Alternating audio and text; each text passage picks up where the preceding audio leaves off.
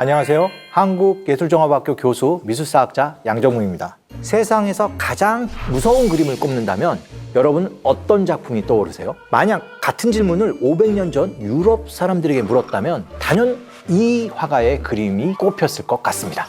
그림 속 지옥의 모습이 너무 끔찍해서 악마의 화가라고 불린 남자, 바로 히에로니무스 보스입니다. 아름답고 신비로운 종교화가 유행했던 르네상스 시대에 그는 그로테스크한 상상력을 발휘해서 무섭고 오싹한 지옥도를 그렸는데요. 재미있는 건 종교가 엄격했을 시기에도 불구하고 스페인 왕가 합스부르크의 펠리페 2세가 엘 에스코리알 수도원에 자리한 자신의 침실 안에 보스의 그림을 애장품으로 간직했다는 겁니다. 뿐만 아니라 전설적인 20세기 정신분석학자 구스타프 융은 그를 기괴함의 거장, 무의식의 발견자라고 평가했는데요. 그들은 기괴함이 가득한 보스의 그림에서 어떤 수수께끼를 읽은 걸까요? 그리고 그 안에 무슨 비밀이 숨겨 있을까요? 지금부터 자세히 풀어드리겠습니다. 스페인의 프라도 미술관에는 절대로 그냥 지나칠 수 없는 기괴한 그림이 한 점 있습니다. 이 그림 앞에 서면 과연 이런 그림이 500년 전에 그려졌다고 하는 의문과 함께 불가사의한 느낌을 받게 되는데요. 그 작품이 바로 쾌락의 정원이라고 불리는 보스의 그림입니다. 이 작품은 당시 교회에서 쓰던 3단 제대화의 형식을 따르고 있었기 때문에 패널을 닫으면 지금과 같은 그림이 나타납니다. 땅과 바다를 창조한 천지창조의 사흘째 되는 날을 묘사한 것인데요. 그림 위쪽엔 말씀 한마디에 모든 것이 생기고 한마디 명령에 제자리를 굳혔다라는 성경 시편의 글이 적혀 있고요. 왼쪽 귀퉁이를 보시면 하나님의 모습도 그려져 있습니다. 그런데 이 경건한 그림의 대체 어느 부분이 기괴하다는 것인지 이제 패널을 열고 안쪽 그림을 보겠습니다. 자, 분위기가 완전히 달라졌죠? 앞쪽의 어두운 그림과는 확연히 대조되는 생생한 색채의 세계가 펼쳐집니다. 수많은 사람들과 이 세상의 것인지 알 수 없는 희귀한 동식물들, 그리고 셀 수 없는 악마까지 뒤섞여 있어서 보기만 해도 어지러운 그런 그림이 되고 맙니다. 그림 속 이야기가 시작된 부분은 바로 왼쪽입니다. 여기엔 혼란스러운 그림에서 유일하게 알아볼 만한 인물들이 눈에 띄는데요. 혹시 여러분도 찾으셨나요? 네. 중간 부분에 하느님께서 아담과 이브를 만나게 하는 창세기의 한 장면이 그려져 있죠. 인간의 순수한 사랑이 시작되는 순간입니다. 주위를 살펴보면 물을 마시고 있는 하얀색의 유니콘과 쥐 사냥을 마친 후에 늠름히 자세를 뽐내는 고양이도 보이는데요. 이 죽은 쥐의 모습, 그리고 약간 기괴한 동물들을 보면 에덴의 동산은 동산 같은데 약간 분위기가 차가워집니다. 천지가 창조되고 아담과 이브가 탄생하고 난 뒤에는 어떤 일이 벌어질까요? 보스는 에덴 동산 이후의 이야기를 중간 패널에 펼쳐놓습니다. 벌거벗은 남녀가 뒤섞여서 꺼림낌 없이 육체적 쾌락을 즐기고요. 방귀를 뀌면 항문에서 꽃이 나오고요. 여러 사람이 과일을 먹고 있는 모습이 보이기도 합니다. 이게 어떤 의미인지 누가 속 시원하게 설명할 수 있을까요? 다만 조심스럽게 유추해 볼 수 있는 건 그림 속 과일에는 은밀한 은유가 담겨 있다는 겁니다. 동서고금을 막론하고 미술 작품에 등장하는 과일은 육체적 쾌락을 상징하는데요.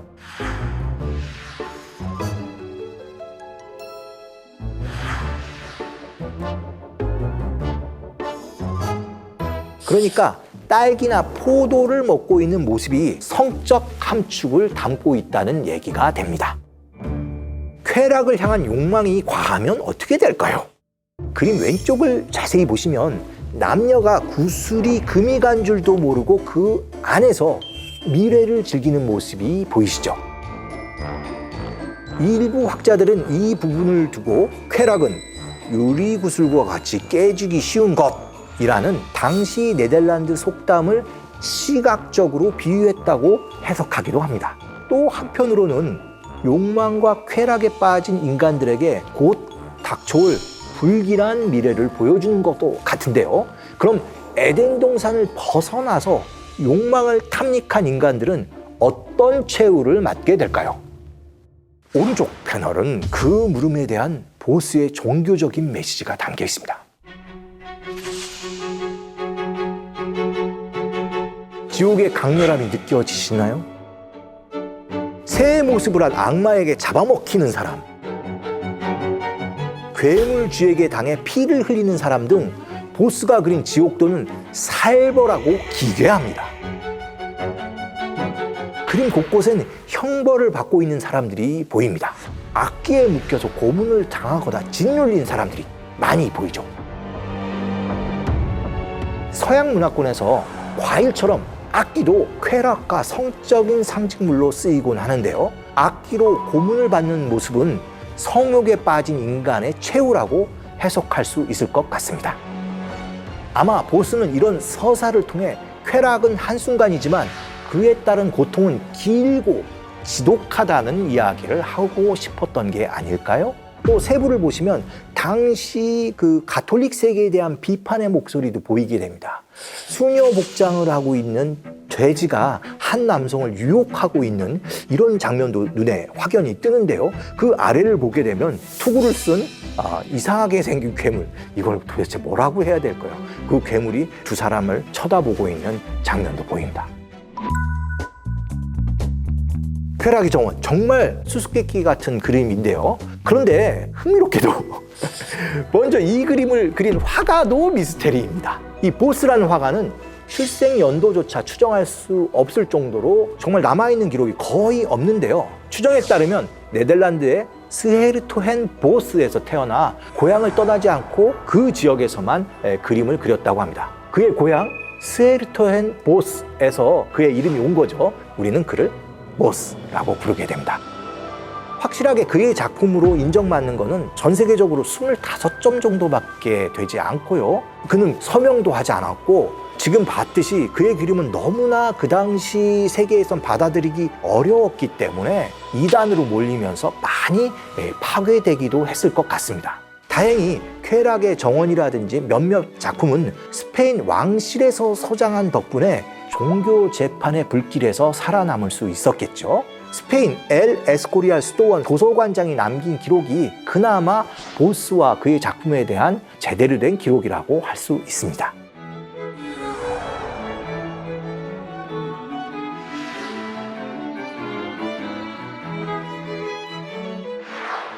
자, 보스의 쾌락의 정원 속 수수께끼들을 읽어봤는데요.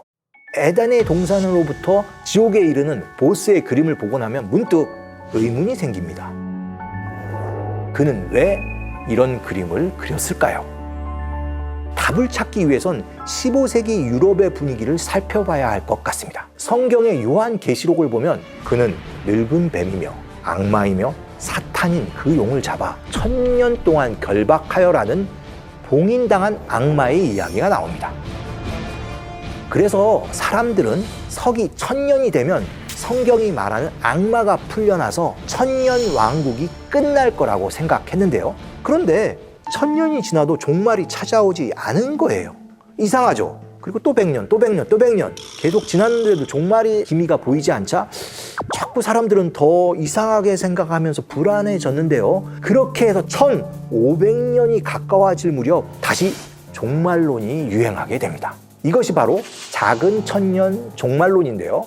갑자기 뜬금없이 퍼진 종말론을 사람들은 왜 덥석 믿었을까요? 1500년 직전 유럽에서는 지진이나 여러 자연재해가 끊임없이 벌어졌고요. 흑사병의 공포가 계속되고 있었습니다.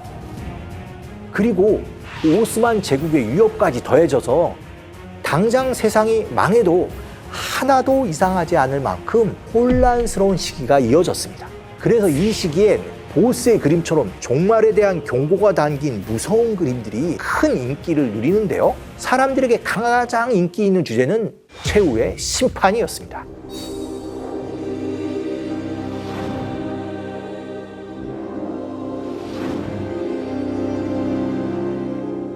보스도 같은 주제로 그림을 그렸는데요. 쾌락의 정원 못지않게 지옥의 풍경이 무시무시하죠.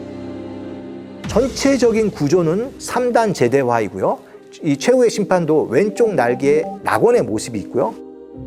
중앙 패널에는 최후의 심판이, 그리고 오른쪽에는 지옥의 모습이 그려져 있습니다. 중앙 패널의 아래쪽 세부를 보시면 새의 머리에 사람의 하반신을 한 괴물이 인간의 가슴에 커다란 낫을 꽂아서 장대에 매달고 어딘가로 향하고 있습니다. 그 뒤로 머리에 다리가 붙은 괴물이 인간을 감시하듯 졸졸 따라가고 있는데요. 그 다음 장면도 살벌합니다. 자세히 보시면 주방의 모습인데요. 프라이팬을 보게 되면 사람의 머리와 다리들이 구워지고 있고요. 사람을 꼬치에 꿰서 통째로 돌리고 있는 무시무시한 카니발 장면들이 눈앞에 펼쳐져 있습니다. 보스는 이런 잔혹한 고문 장면을 통해서 타락에 대한 경종을 울리려고 했던 것 같습니다. 보스가 북유럽을 대표했다면 알프스 이남 이탈리아 지역에서는 최후의 심판 주제를 어떻게 그렸을까요? 루카 시노렐리라는 이탈리아 작가의 오르비에토 성당 벽화를 살펴보겠습니다.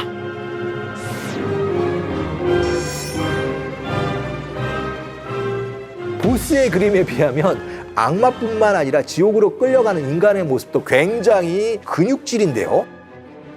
이 정도의 몸이면 악마와도 한번 붙어볼 만한 건장한 몸인데요. 역동적인 자세와 공포에 질린 표정까지 생생하게 전해지는 시뉴렐리의 인간을 보면 보스가 그린 무기력하고 고통받는 인간과 굉장히 대비되어 보입니다. 아마 지옥의 세계를 그릴 때에도 그리스, 로마 고전 예술의 영향을 받아 인체의 근육과 비례를 강조한 이탈리아 화가들과 달리 북유럽 화가들은 인간의 육체에 대한 이상주의적 경향이 강하지 않았던 겁니다. 오히려 여기서는 인간의 육체는 욕망에 젖어 타락했기에 단죄되고 고통받는 대상일 뿐이었던 거죠. 악마나 공포에 대한 판타지도 북유럽 쪽이 훨씬 더 강렬했다고 볼 수 있습니다. 주급이나 사후 내세관에 대한 생각이 조금 달랐다고 볼 수 있겠죠. 이 밖에도 보스의 기괴한 그림이 인기를 누렸던 이유가 또 있습니다. 그의 그림을 아꼈던 스페인 왕실의 펠리페 2세처럼 궁정이나 상륙중 사람들의 취향이 상상을 초월할 만큼 엽기, 잔혹, 괴기스러웠기 때문인데요. 당시 유행했던 공예품을 하나 보여드리겠습니다. 지금 보시는 작품은 높이가 1m가 넘는 테이블 장식인데요.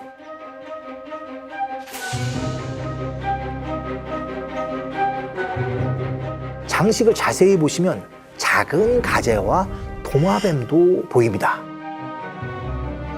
이 동식물들은 라이프 캐스팅이라는 기법으로 만들어졌습니다. 라이프 캐스팅, 굉장히 낯선 기법이죠. 말 그대로 살아있는 동식물을 틀에 넣은 다음 거기에 뜨거운 청동물을 부어서 모형을 떠서 만드는 방식입니다. 만드는 방식부터 아주 잔혹하죠. 가격도 상당했던 것 같습니다. 요즘으로 치면 대략 한 5억 이상 하는 고가의 물품이었는데요. 그런데 그들은 왜 이렇게 기괴한 작품들을 선호했을까요? 아마도 당시 상류층이 느끼는 삶의 무료함을 시각적 강렬함이나 엽기적인 취향으로 채우려고 했던 건 아니었을지 추측해 봅니다. 사실 이게 보스의 그림이 너무나 독특하죠. 이건 정말 비교 불가한 그림이 맞습니다. 그렇지만 이런 그로테스크한 그림을 보스만 그렸다라고 볼 수는 없습니다. 그리고 여전히 주목해 볼 점은 엽기적인 보스의 작품을 당시 지배층들이 선호했다는 것입니다. 참고로 아르침 볼도와 같은 화가 역시 매우 독특한 그림을 그렸는데요. 그의 이런 그림도 당시 왕실에서 굉장히 선호했다는 겁니다. 과일 바구니 같지만 이걸 뒤집으면 사람의 얼굴이 되는데요. 호기심과 말초적 관심에 초점을 둔 작품들이 끊임없이 이어진다고 할 수가 있는데요. 어떻게 보면 이런 지배층의 무료한 생활 속에서 독특한 기이한 취미가 자란다? 요즘도 삶이 답답해지면 자극적인 이야기를 찾게 되는데요. 이런 메커니즘이 당시에도 있었다고 볼 수 있을 것 같습니다. 지금 보스의 그림 쾌락의 정원을 보셨는데요. 스페인 프라도 미술관에 가면 보스의 쾌락의 정원 말고도 어마어마하게 많은 명작들이 있는데 결국 사람들이 기념품 샵에 가서 사는 작품은 보스의 작품입니다. 왜 이렇게 보스의 작품들을 선호할까요? 그림이 정말 보면 볼수록 흥미를 끄는데요. 이런 어떻게 보면 아기자기한 표현들의 집합체가 요즘 우리들이 선호하는 표현과 있다는 거죠. 아마도 보스의 그림은 무의식의 발견 이후에 재평가되면서 대중들의 관심을 모으는 것 같습니다. 20세기 미술 중 최고의 업적으로 평가받는 미술이 바로 초현실주의 미술인데요.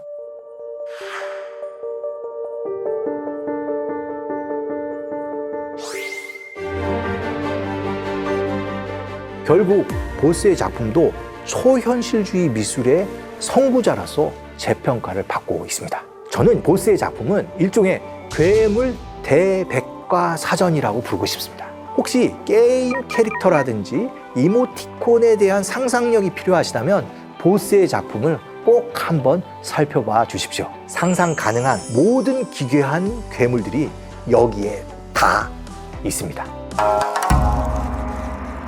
안녕하세요. 한국예술종합학교 교수 미술사학자 양정무입니다.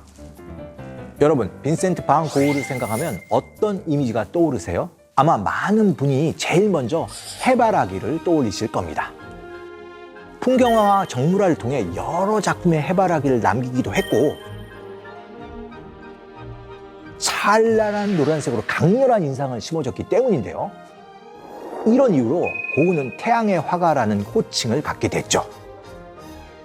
그런데 우리가 그의 해바라기 그림에 주목해야 할 진짜 이유가 있습니다. 그가 남긴 해바라기 그림을 따라가다 보면 고흐의 삶과 작품을 자연스럽게 연결 지을 수가 있고요. 더 흥미로운 건 그에게 궁금했던 미스터리를 풀어볼 단서도 찾을 수 있다는 건데요. 태양처럼 뜨겁고 격정적이었던 자신의 삶을 대변하는 빈센트 반 고흐의 해바라기.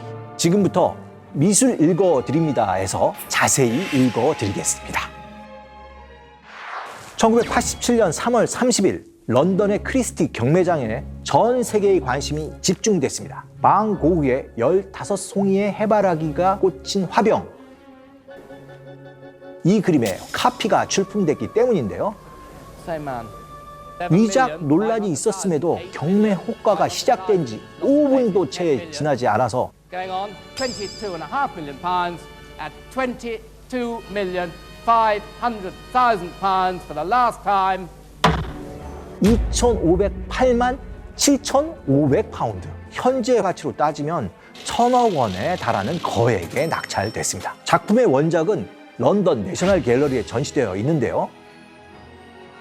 이 어마어마한 가치를 가진 해바라기는 사실 고흐가 누군가를 위해 특별히 그린 것이라고 합니다. 과연 그는 누구일까요? 지금부터 세계에서 가장 비싼 그림 중에 하나인 15송이 해바라기에 대한 미스터리를 풀어보도록 하겠습니다. 반 고흐는 1888년 8월 20일부터 26일까지 화가로서 일생일대의 가장 바쁜 시간을 보내게 됩니다. 일주일 남짓한 시간 동안 총 4점의 해바라기를 그리는데요.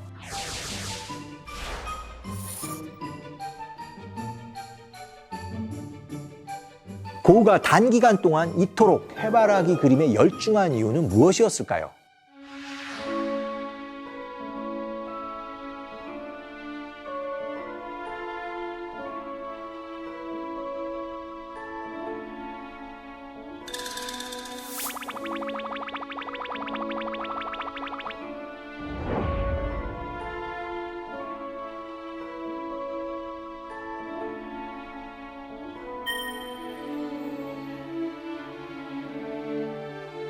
원래 혼자 시골에 내려가면 너무 심심하니까 친구를 부르게 되잖아요. 고흐도 비슷했던 것 같아요. 파리에서 알게 된 친구를 초대하는데요.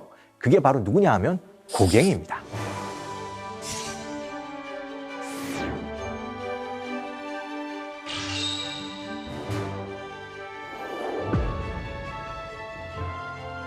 고우와 고갱, 현대미술에서 절대 빼놓을 수 없는 이 두 명의 화가가 늦깎이로 그림을 그리기 시작했다는 공통점 때문에 파리에서부터 친해지는데요.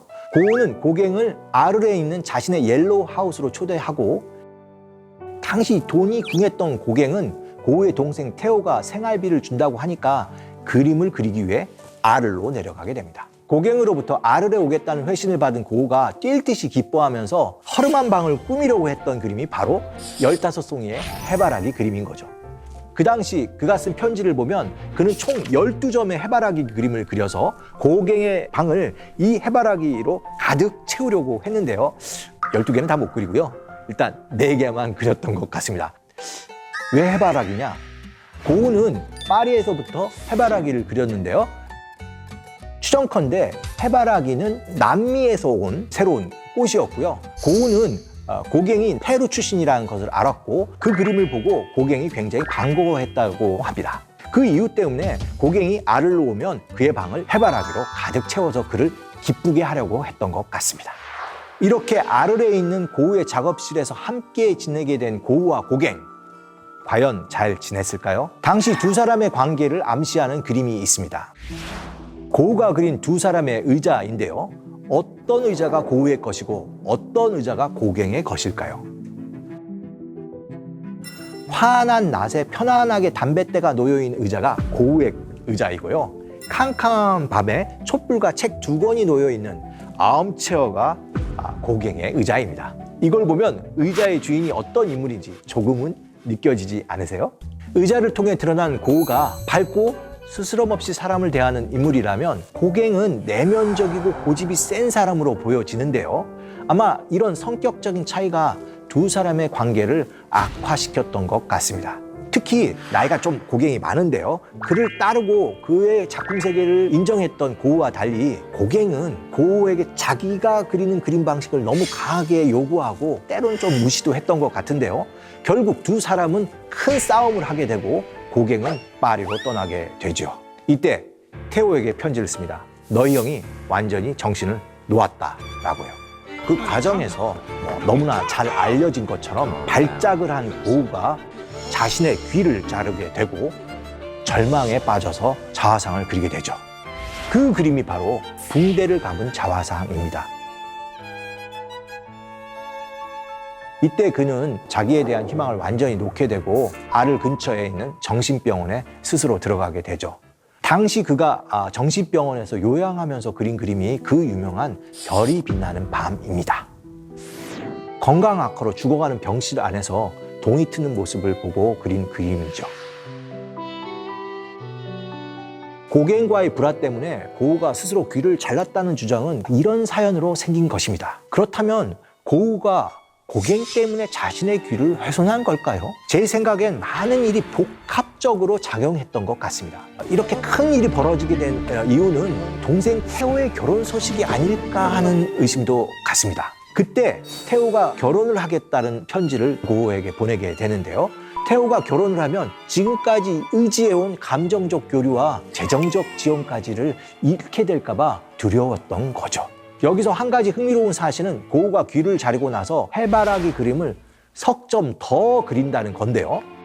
그는 정말 해바라기를 좋아했던 것 같습니다.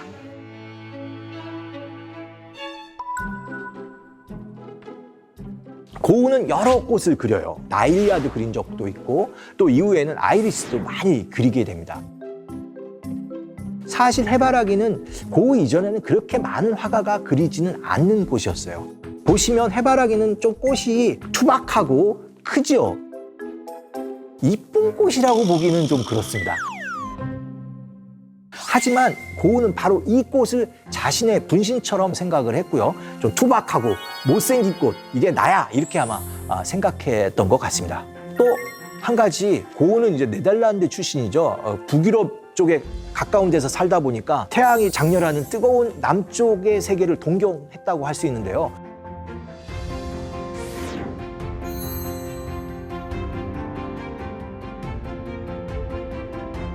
그래서 고우는 태양을 동경한 화가, 태양의 화가라는 호칭을 갖게 됐죠. 꽃그림 하면 어떤 생각이 드세요? 화가들끼리는 그래요. 꽃그림을 그린다면은 저 화가가 요즘에 좀 돈이 궁하구나 이런 얘기를 합니다. 꽃그림은 사람들이 뭐 구매하기도 좋고 편한 그림이죠. 그러면 고흐가 꽃그림을 그렸다는 거는 그가 이렇게 돈이 궁해서 그렸을까? 아마 그런 이유만큼은 아니라는 생각이 드는데요. 그가 활동했던 네덜란드에서 꽃그림은 상업적인 의미를 넘어서는 철학적이고 자기 반성적인 의미를 가지게 됩니다. 꽃그림은 17세기 네덜란드 사람들에게는 바니타스라는 주제로 받아들여졌는데요.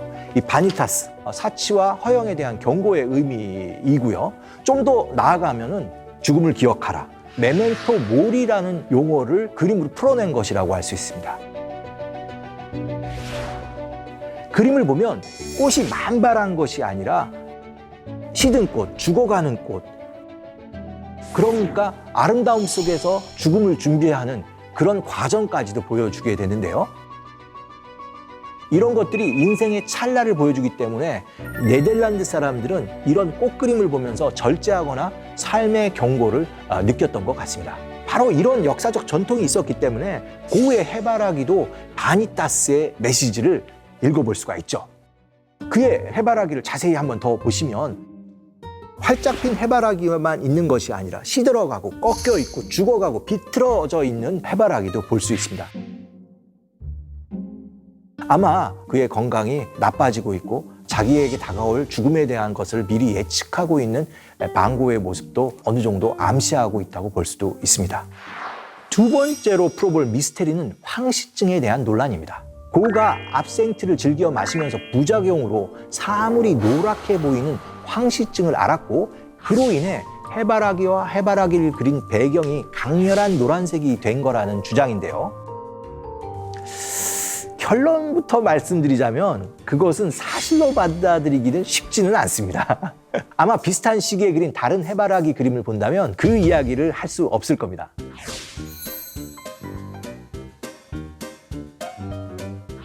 파란색, 청록색 등이 다채롭게 사용되었거든요. 황시증이 갑자기 나빠져서 이런 노란 그림이 나왔다기보다는 색채를 통해서 그가 형태와 느낌을 압축해가는 그런 과정을 이 해바라기를 통해 실험했다고 볼 수 있습니다. 처음에 그린 작품은 사이즈도 작습니다. 일단 실험을 해본 거고요. 그 다음에 점점 사이즈도 더 커지게 되고 전체 그림이 점점 더 노랗게 변해가죠. 그는 보이는 대로가 아니라 느끼는 대로 그리겠다고 주장했는데요. 해바라기의 경우 이 꽃을 태양의 꽃으로 생각하고 점차 노란색을 강조해서 꽃뿐만 아니라 배경과 테이블, 화병까지 전체적으로 노란색 톤으로 그렸다고 보는 것이 맞는 거겠죠.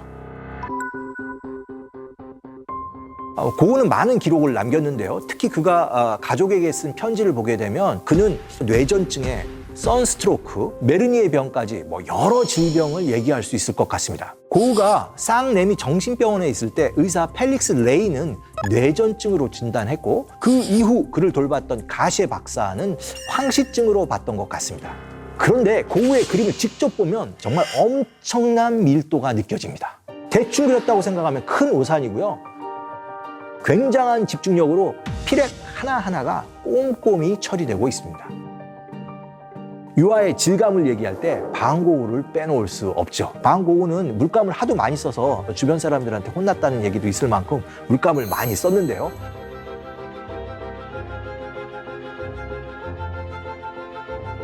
그림을 보면 너무 표현력이 뛰어나고 기법적으로 완벽해서 병적인 아픔은 사실 보이지 않습니다. 그는 정말 많이 아팠지만 그림 안에서만큼은 그는 완벽을 기했고요. 그래서 도리어 우리는 역설적인 감동을 느끼는 것 같습니다. 고흐의 그림은 이렇게 사물을 있는 그대로 표현하기보다는 화가의 마음 상태와 상상력으로 일부분 재해석하고 있습니다. 이걸 확인할 수 있는 대표적인 그림이 고흐의 방인데요. 고갱을 초대했던 옐로우 하우스는 1층과 2층에 각각 2개의 방이 있었습니다.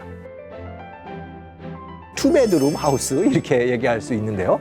그냥 들으면 굉장히 크고 호화로웠을 것 같지만 이 그림을 보시면 바로 뒤에 기차가 쫙 지나가고 있죠. 사실은 집 뒤로 기차가 지나가는 기찻길 옆 오두막이라고 할 수 있습니다. 특히 고우가 지니는 침실은 모서리가 각지고 좁은 구조였고요. 그런데 그는 이 방을 너무 좋아해서 3점의 그림으로 남기게 됩니다. 고우의 떠돌이 인생을 돌아보면 쉽게 그 답을 찾을 수 있습니다. 고우가 37년이라는 짧은 생을 살면서 총 37번의 이사를 했다고 하는데요. 1년에 한 번꼴로 이사를 한 셈인데 그야말로 오랜만에 자기만의 공간을 가진 곳이 바로 이 아르의 방이었던 거죠. 기록에 의하면 침대에 기대어서 파이프 담배를 필 때 가장 행복했다고 합니다. 아마 이 방에서 해바라기를 그리고 귀를 훼손한 후에 자화상도 그렸을 거고요.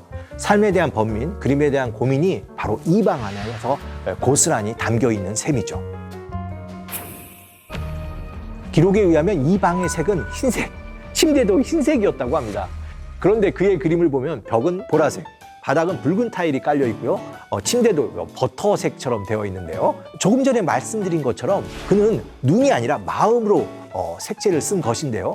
바로 이게 중요한 겁니다. 그림은 눈에 보이는 걸 그리는 것이 아니라 화가에 의해 재해석된 것을 표현했다고 볼 수 있기 때문이에요. 그가 이때 쓴 편지를 보면 잘 드러나 있는데요. 이번에 그린 작품은 나의 방이다. 여기서만은 색채가 모든 것을 지배한다. 이와 같은 선언은 20세기 추상미술의 시작을 알리는 강력한 선언이라고 할 수 있습니다. 이제 우리는 반 고흐가 이렇게 해바라기를 열심히 그린 이유가 고갱이의 방을 꾸미기 위하였다는 것을 알 수 있는데요. 여기서 큰 반전이 또 벌어지게 됩니다. 분명히 우리는 고흐와 고갱이 대판 싸우고 그리고 나서 완전히 헤어진 것으로 알고 있는데요. 그 이듬해 1월에 고갱은 고흐에게 편지를 씁니다.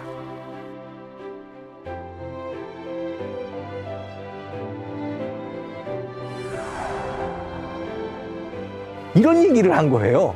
고흐는 야, 너 그래도 그림 볼 줄 아는구나. 그 그림 좋은 그림이야. 이렇게 얘기를 하게 되면서 그 이듬해 고갱을 위해서 해바라기 그림을 또 다시 그리게 되죠. 아마 그때 그린 그림 중 하나가 크리스티 옥션에 나온 것이고 그것이 지금으로 치면 1,000억 원이라는 가격으로 경매되었던 것이죠. 고흐와 고갱의 관계는 정말 질긴 인연 같은데요. 고갱은 이후 해바라기를 여러 점 그리게 됩니다. 고갱이 그린 해바라기를 보면 그것은 분명히 고흐에 대한 자신의 연민과 그 우정을 생각하면서 그렸을 것 같은데요. 이렇게 놓고 보면 고흐의 세계만 있는 것이 아니라 고갱에게까지 자신의 영향력이 뻗쳤다, 이렇게 볼 수도 있을 것 같네요. 1940년 프랑스 중부에 있는 몬티냑이라는 한 마을에선 17,000년간 봉인돼 있던 비밀의 동굴이 발견됩니다. 이 동굴을 발견한 것은 저명한 고고학자도 미술품을 찾는데 혈안이 된 소굴꿀도 아닌 그저 잃어버린 강아지를 찾던 마을의 평범한 소년들이었는데요. 소년들은 강아지를 쫓아 인적이 드문 곳까지 찾아갔다가 우연히 아무도 가본 적이 없는 비밀의 동굴에 닿았던 겁니다. 강아지를 찾아 좁고 위험한 동굴 속을 기어들어간 소년들은 곧 인류 최초로 보고도 믿지 못할 신비로운 광경을 마주하게 되는데요. 아마 이들은 당시 동굴이 벽화에 그려진 거대한 이것들이 자신들을 향해 달려오는 듯한 엄청난 위압감을 느끼지 않았을까 생각됩니다. 소년들은 그날 동굴 속 깊은 곳에서 대체 무엇을 보았을까요? 17,000년 동안 감춰진 세상에서 가장 비밀스럽고 미스테리한 동굴 속으로 미술 읽어드립니다가 여러분을 초대합니다.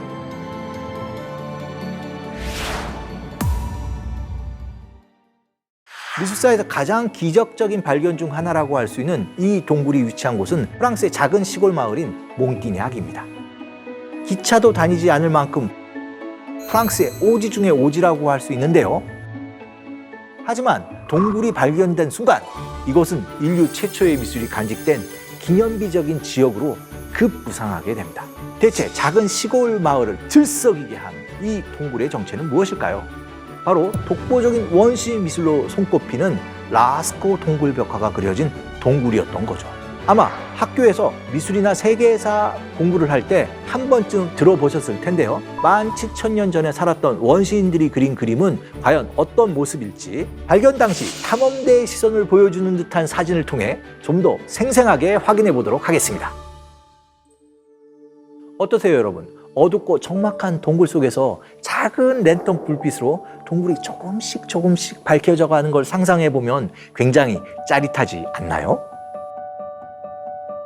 이 모습을 보고 당장 몬티냐크로 달려가고 싶은 분도 계시겠지만 안타깝게도 관람객이 출입하면서 벽화가 훼손되자 현재는 일반인에게 공개하고 있지는 않습니다. 대신 거의 똑같이 생긴 인공 동굴을 만든 다음에 여기에 벽화를 집어넣어서 진짜는 아니지만 굉장히 진짜 같은 라스코 동굴 벽화를 체험할 수는 있습니다.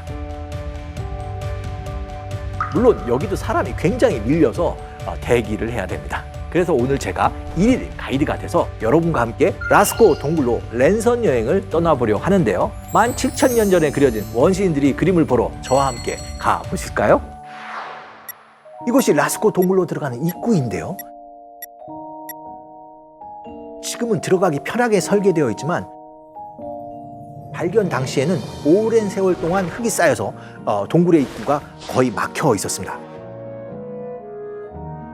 아마 동굴 입구라기보다는 거대한 흙더미에 가깝게 보였을 텐데요.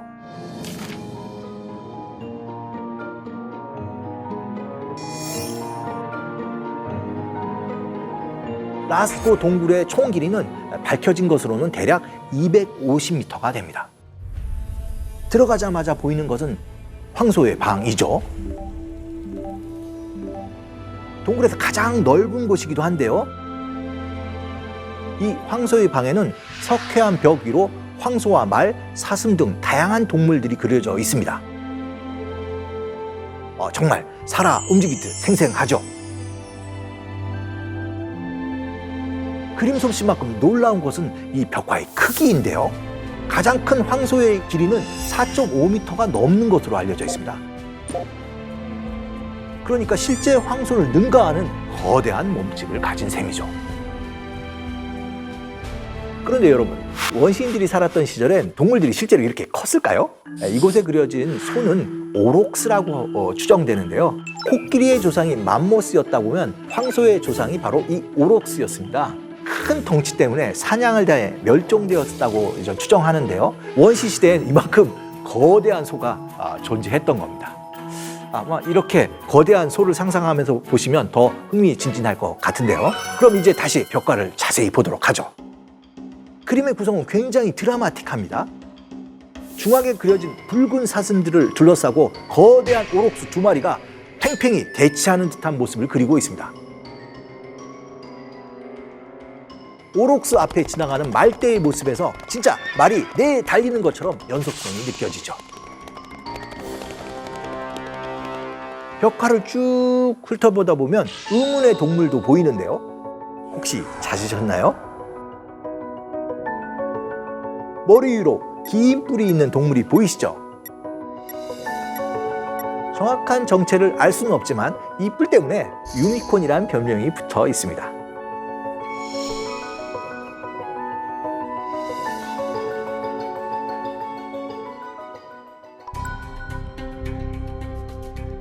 라스코 동굴은 석회암 동굴이기 때문에 벽의 색깔이 밝은 회색이나 흰색을 띠고 있습니다. 벽화를 그리기에 최적의 도화지인 셈인데요. 그리고 여러 가지 색을 내는 것은 일종의 천연 재료, 흙이나 돌을 갈아서 만든 색채입니다. 그러면 이것을 어떻게 그렸을까? 물론 목탄을 이용해서 선을 잡기도 하고 또 가죽이나 천에 물감을 묻혀 그리기도 합니다. 하지만 가장 인상적인 것은 스프레이 기법이죠. 뭐라고요? 스프레이 기법 맞습니다. 물감을 입에다가 넣고 뿌려서 그림을 그리는 기법을 굉장히 많이 썼고요. 바로 이 스프레이 기법으로 두 오록스 사이에 보이는 갈색 말이 그려지게 됩니다.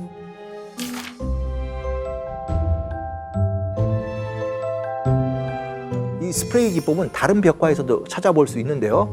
특히 원시 미술에서 자주 드러나는 손바닥 그림은 거의 대부분 스프레이 기법으로 그려지게 됩니다. 우리가 어렸을 때 한 번쯤 해본 것처럼 손바닥을 올리고 물감을 뿌리는 것, 손바닥 찍기는 최대 기원전 7만 년 전에도 발견된 만큼 그 유래가 오래됐다고 볼 수 있죠. 원시인들은 그림을 어떻게 그렸을까 생각하다 보면 자연스럽게 드는 의문 하나가 있습니다. 지금처럼 전기불이 들어오는 것도 아닌데 캄캄한 동굴 속에서 어떻게 이토록 명확한 그림을 그렸는가 하는 건데요. 다행히 이 궁금증에 대한 답은 라스코 동굴 안에서 찾을 수 있었습니다. 원시인들이 사용한 램프를 발견한 거죠. 우목하게 들어간 부분이 기름을 담는 용기로 사용된 건데요. 여기에 심지를 넣고 불을 붙였을 거라고 추정됩니다. 물론 빛은 그리 밝지 않았겠지만 희미한 불빛 덕분에 원시인들은 벽화 속에서 동물들을 더욱 신비롭게 바라봤을 것 같습니다. 돌로 만든 이 램프에는 심지를 넣는 움푹 파인 부분도 있지만 그 옆에 조그만한 일종의 기호가 들어가 있습니다. 이 기호가 뭘까요? 혹시 그런 거 아세요? 우리가 연장을 쓸 때 내 거와 다른 동료들 것을 구별하기 위해 마킹을 하는데 제가 보기에는 누구의 것인지를 보여주는 기호가 아닌가 이런 생각도 하게 됩니다. 라스코 동굴에서 찾아갈 두 번째 코스는 XR 갤러리입니다. 황소의 방을 지나면 두 개의 길이 나오는데 바로 앞에 있는 것이 XR 갤러리입니다. 동굴은 자연 침식으로 형성됐기 때문에 곳곳에 예측 불허의 어떤 공간이 생기게 돼 있는데요. 재미있는 건 원시인들은 그런 독특한 공간에도 특징을 살려 그림을 그려 넣었다는 겁니다. 그것을 가장 잘 보여주는 것이 바로 이 XR 갤러리인데요. 사람이 한 명이 거의 정말 겨우 들어갈 좁은 통로에 대체 어떤 그림이 그려졌는지 바로 확인해 보겠습니다.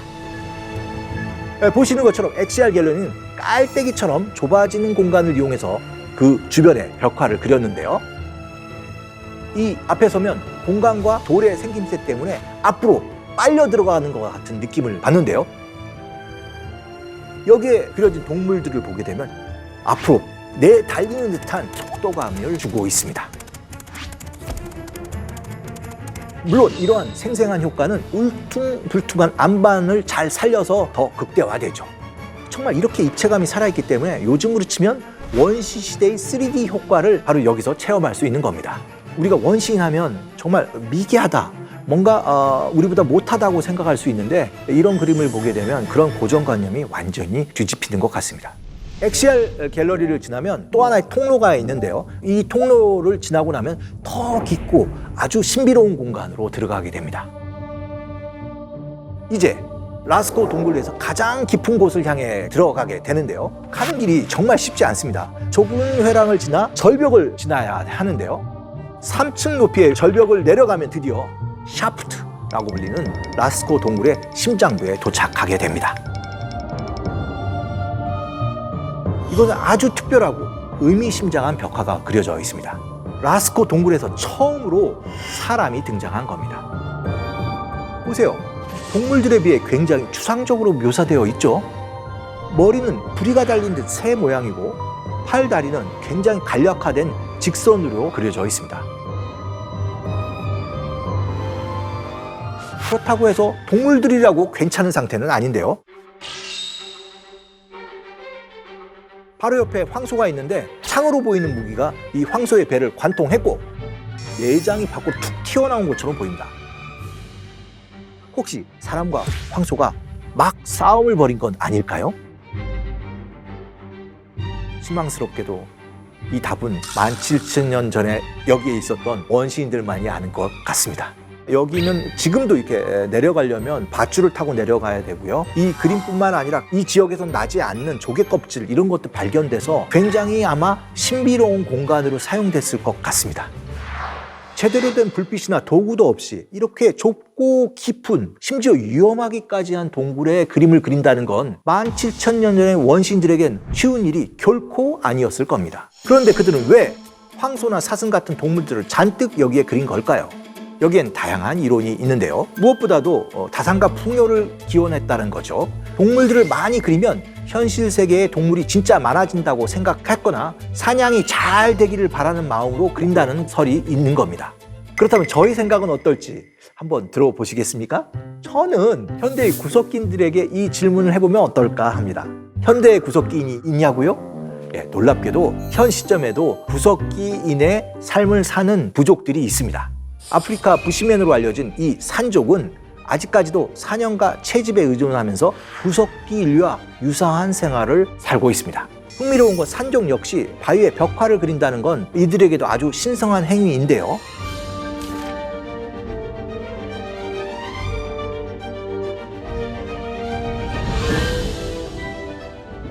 예를 들면 소를 잡는 그림을 그린다는 것은 기우제라고 생각하기 때문에 그림 속의 소는 진짜 소가 아니라 일종의 비의 신을 상징한다고 볼 수 있는 거죠. 이런 것과 같은 맥락에서 생각해보면 라스코 동굴벽화의 그림도 구석기인의 세계관을 표현한 일종의 상징일 수 있다는 가설이 가능합니다. 산적처럼 소가 비의 신일 수도 있고 풍요의 신이나 그들의 조상신일 수도 있다는 얘기인데요. 여기까지 제 나름대로 열심히 가설을 세워봤는데 여전히 아쉬운 점은 그림의 내용을 정확히 확인할 길은 없다는 겁니다. 진실을 알 수는 없지만 이런 가설을 통해 원시 미술의 세계를 좀 더 다양한 각도로 생각해 볼 수 있지 않을까. 이것이 또 원시 미술이 가진 매력이 아닐까 생각하게 됩니다. 이렇게 원시 미술에 대한 생각을 이어가다 보면 또 한 가지 궁금한 점이 생깁니다. 과연 이 그림들은 대체 누가 그렸을까 하는 의문인데요.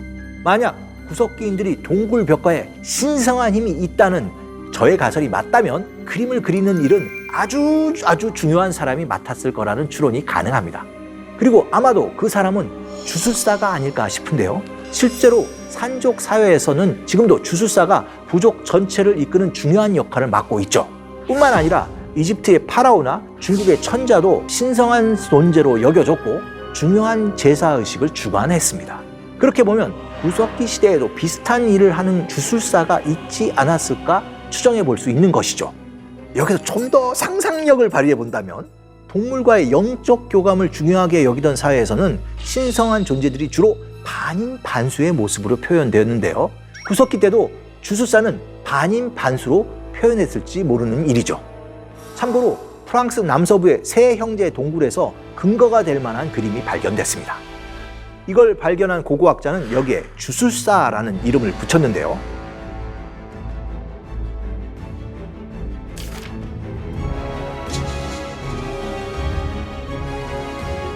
원시시대에 동물 숭배가 널리 퍼져 있다는 점, 벽화가 그려진 동굴에 주술의 흔적이 발견된다는 점 등을 생각해보면 인류 최초의 화가는 주술사였을 확률이 충분하다는 거죠. 지금까지 인류 최초의 명작이라고 할 수 있는 라스코 동굴벽화를 살펴봤는데요. 라스코 동굴벽화 같은 원시 미술을 직접 보고 싶은 분들이라면 지금부터 주목해주세요. 비행기를 타지 않아도 세계적으로 의미 있는 아주 훌륭한 원시 미술 작품이 우리나라에도 있는데 바로 울산 방구대 안과카입니다.